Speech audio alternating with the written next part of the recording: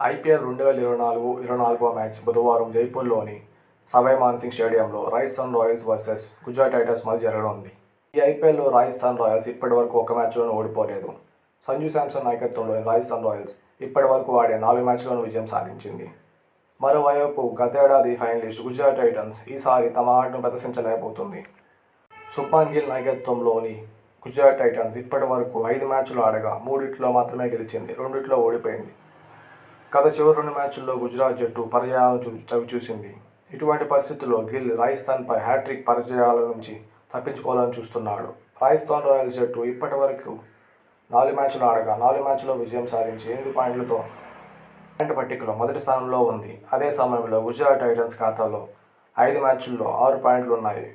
వారు ఈ మ్యాచ్లో గెలిచి 7వ స్థానం నుంచి 5వ స్థానం చేరాలని కోరుకుంటున్నారు. చివరి మ్యాచ్లో గుజరాత్ టైటన్స్ 33 పరుగుల తేడాతో లక్నో సూపర్ జెయింట్స్ చేతిలో ఓడిపోయింది.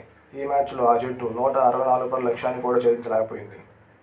అదే సమయంలో రాజస్థాన్ తమ చివరి మ్యాచ్లో ఆర్సీబీని ఓడించింది.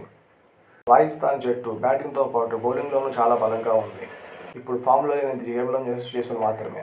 గత మ్యాచ్లో రాయల్ ఛాలెంజర్స్ బెంగళూరుపై సెంచరీ సాధించిన జాస్ బట్లర్ కూడా మళ్లీ ఫామ్లోకి వచ్చే సూచనలు కనిపిస్తున్నాయి. కెప్టెన్ సంజు శాంసన్ అద్భుతమైన ఫామ్లో ఉన్నాడు.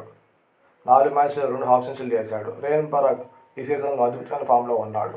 4 మ్యాచ్ల్లో 2 హాఫ్ సెంచరీలు చేసి అజేయంగా నిలిచాడు. తన బౌలింగ్ కూడా చాలా సమతుల్యంగా ఉంది. రాజస్థాన్ రాయల్స్కు ట్రెంట్ బోల్ట్, బర్గర్ రూపంలో మంచి పేసర్లు ఉన్నారు. పవర్ ప్లే డెత్ ఓవర్లో బాగా బౌలింగ్ చేస్తున్నారు. లెగ్ స్పిన్నర్ యుజ్వేంద్ర చహల్తో పాటు అశ్విన్ కూడా బాగా బౌలింగ్ చేస్తున్నాడు. 4 మ్యాచ్ల్లో యుజ్వేంద్ర చహల్ 8 వికెట్లు తీశాడు.